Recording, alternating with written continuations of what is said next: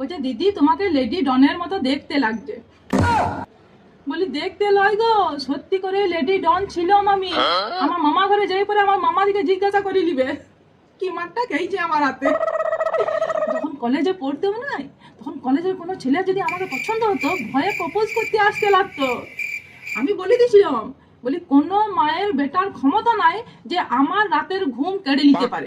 বিরাট ফুটানি ছিল আমার, জানলে? দিয়ে বোন ওই কথাটা মনে হয় ভগবান শুনতে পেয়ে গেছে। জোড়া বেটার মা করে দিয়ে পাঠিয়েছে আমাকে। আর দেখো 2008 সাল থেকে চোখের পাতা এক করতে পারি।